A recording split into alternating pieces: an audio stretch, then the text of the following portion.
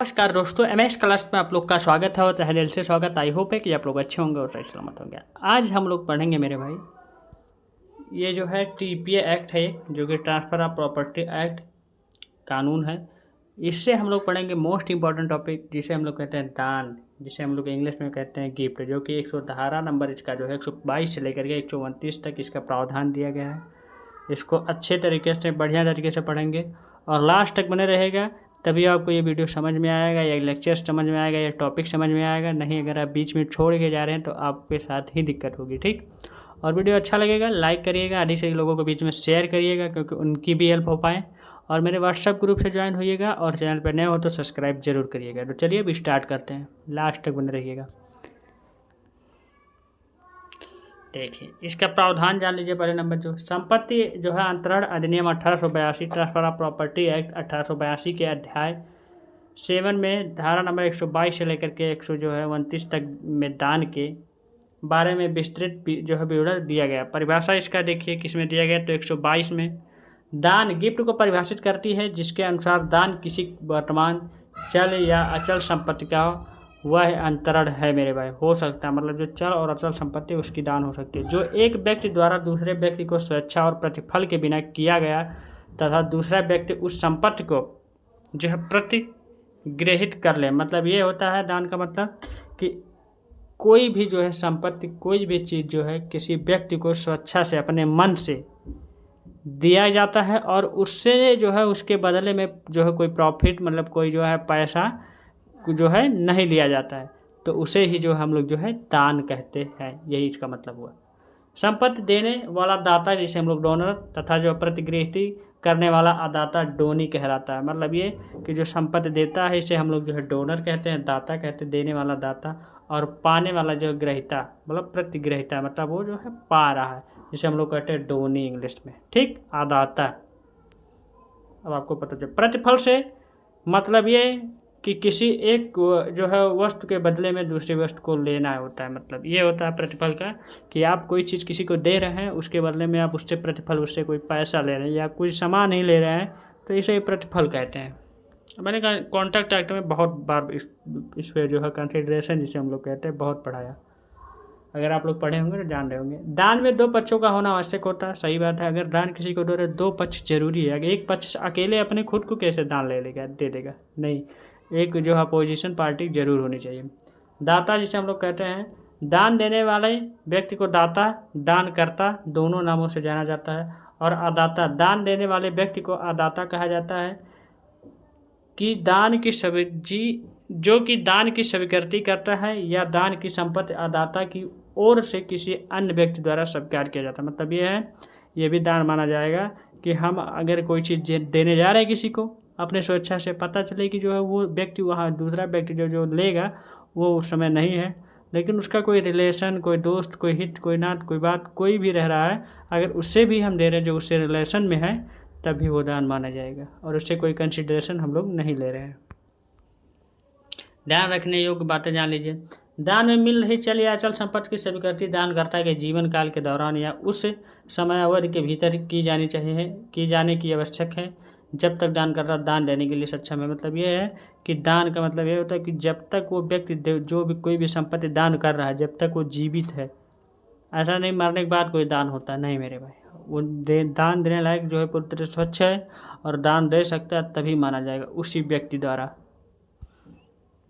आगे देखिए दूसरा पॉइंट, यदि अदाता द्वारा संपत्ति के प्रतिग्रहण के पूर्व दाता की मृत्यु हो जाती है, तो ऐसी स्थिति में हुआ दान शून्य हो जाता है। मतलब यह है कि अगर कोई दाता जो प्रतिग्रहित, मतलब कोई भी चीज़, जैसे कोई अदाता है जो, जैसे हम लोग प्रतिग्रहण करते, जो लेने वाला है, पूर्व दाता की मृत्यु हो जाती है, मतलब जो वो देने वाले व्यक्ति की जो है मृत्यु हो जाती है, फिर तब दान दिया जाता है, तो उसे शून्य माना जाता है। दान उदारता का एक कार्य होता है, जो किसी कानूनी दायित्व को पूरा करने के लिए नहीं किया जाता है, ये भी जान लीजिए। और यह ना ही इस आशय से दिया जाता है कि अदाता पर किसी प्रकार का दायित्व या भार से दिए, तो मतलब ये स्वच्छ से दिया जाता है। ऐसा नहीं कि हम इन्हें दे रहे हैं फिर हम उनसे वापस लेंगे, ये मेरा कर्जा हो गए, इतना इतना, ये सब सारी चीज़ें, ये सब नहीं मेरे भाई। पूरी तरह स्वच्छा, आप उसे दे रहे हैं, वो ले लिया, बस आप अपना सामान भूल जाइए, वो भी भूल जाए कि मुझे आपने दिया। दान एक ऐसा कार्य होता है जिसका उद्देश्य अंतरिति को प्रत्येक दिशा में फायदा करना होता है, ये भी जान लीजिए। दान के प्रकार, टाइप्स ऑफ गिफ्ट।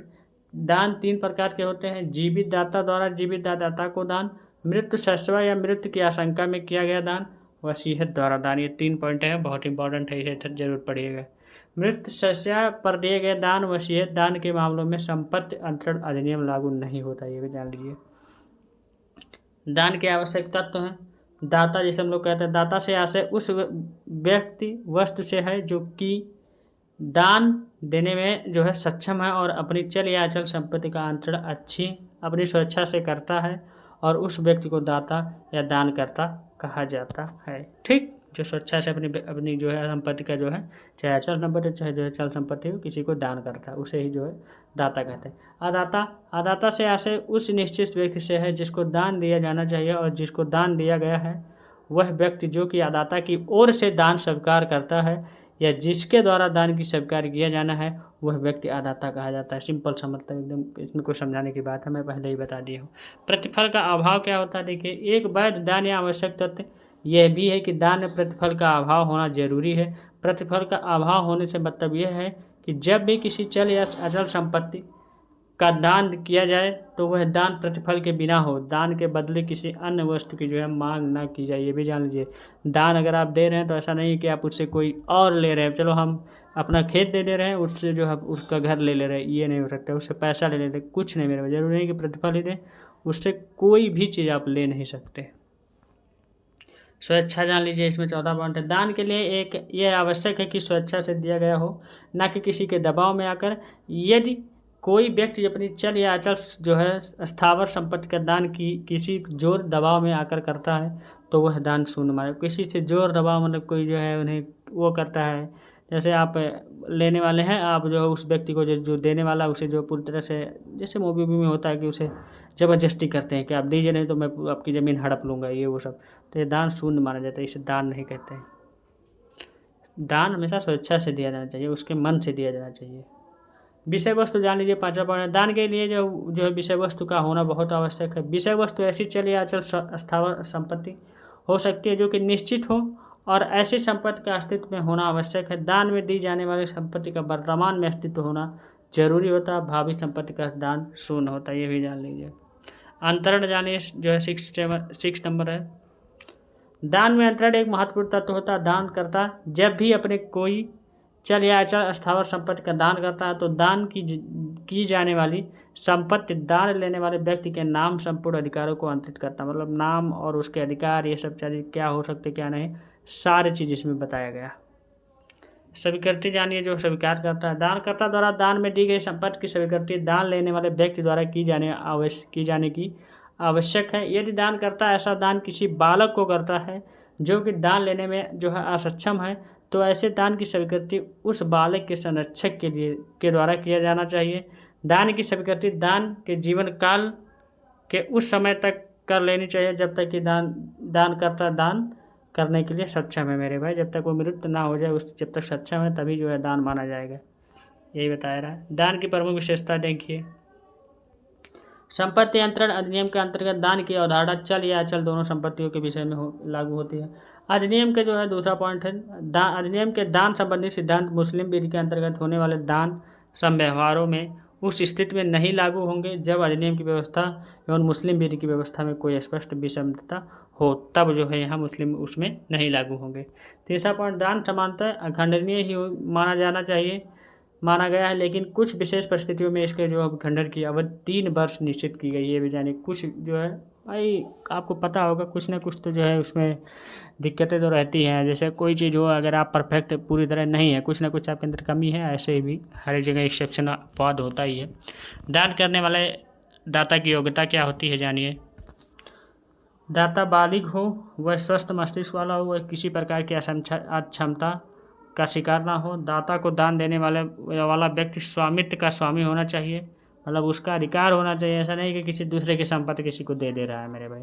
और असली स्वामी से दान करने का अधिकार रखता हो, ये भी जानिए। अदालत के लिए योग्यताएं, आदाता के लिए योग्यताएं, जो ले रहा है उसे केवल जीवित होने वाला होना चाहिए। यदि वह स्वस्थ मस्तिष्क वयस्क हो तो अच्छी बात है और वह दान को स्वीकार कर सकता है, और यदि ऐसा नहीं है तो उसका संरक्षक दान को स्वीकार कर सकता है। उसका जो संरक्षक हो, उसका भाई, मम्मी, पापा जो भी होंगे, वो उसके दोस्त ही, तो वो भी जो है दान को जो है स्वीकार कर सकते हैं।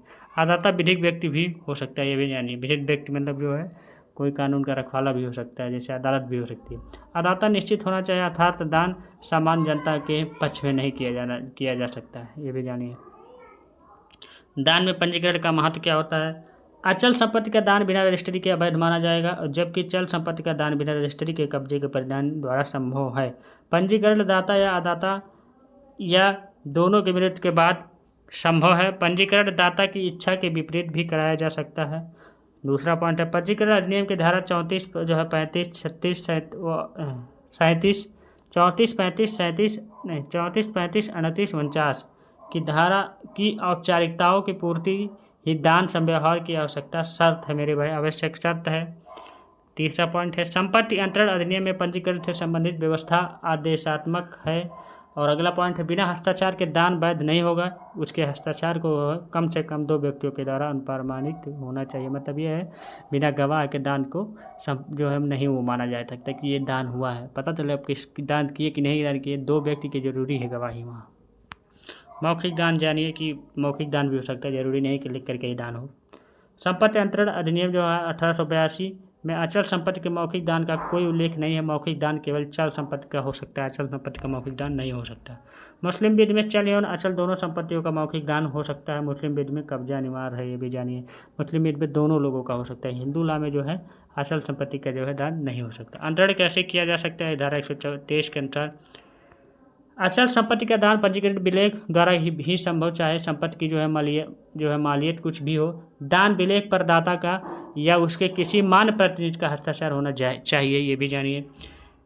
कम से कम 2 व्यक्तियों द्वारा दान विलेख या अनुप्रमाणन होना चाहिए। एससी जो है सी ड्यूजा व अन्य बनाम जो है फर्नांडीज एवं AIR जो है 1900 लेकर के जो है 1998 केरल जो है 280 के वाद में कहा गया है कि दान एक दस्तावेज होता है जिसमें 2 प्रमाणन साक्षीगण की अपेक्षा होती है।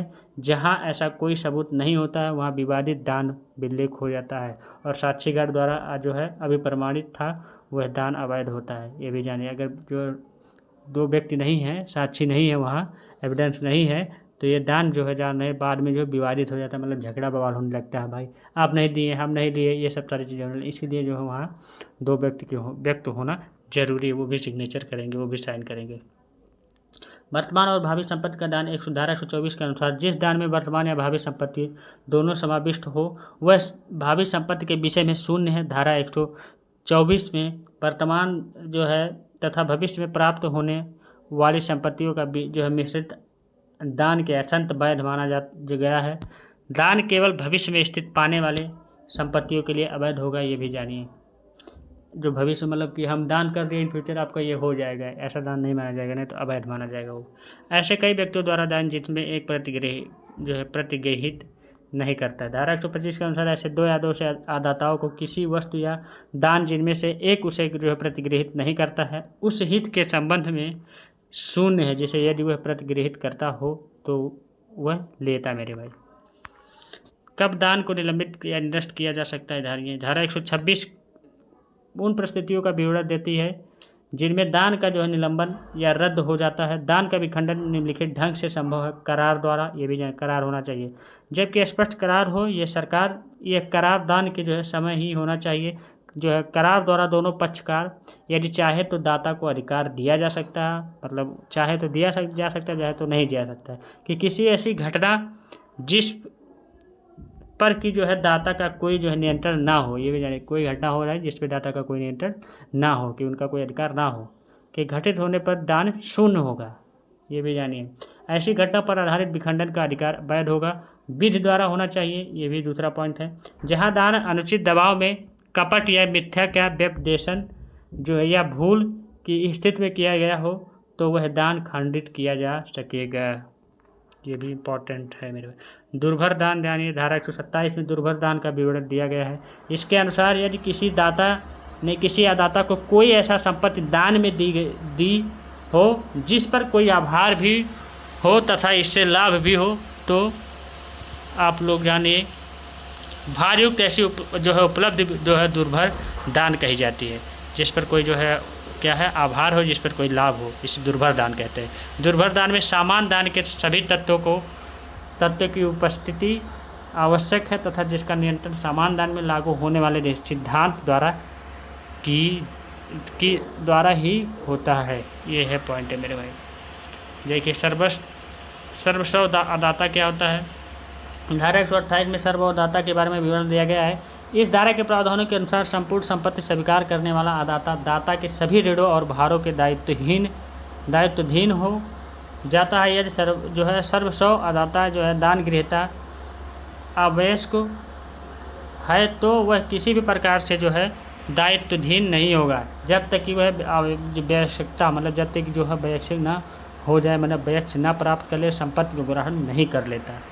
ये भी जानिए, जब तक वयस्क नहीं हो तब तक जो है संपत्ति का ग्रहण नहीं कर सकता। तो आज का वीडियो यहीं तक था मेरे भाई। पूरी तरह आपको जो है समझ में आ चुका होगा। मैंने बहुत कोशिश किया आपको समझाने के लिए, तो आई होप है अच्छा लगा होगा, बढ़िया लगा होगा। तो इस वीडियो को अधिक से अधिक लोगों के बीच में शेयर करिएगा और चैनल पर नए हो तो सब्सक्राइब बेल आइकन जरूर दबाइएगा। तो thank you, tata, take care, bye bye, best of luck. हम लोग मिलेंगे नेक्स्ट वीडियो में नेक्स्ट पार्ट के साथ।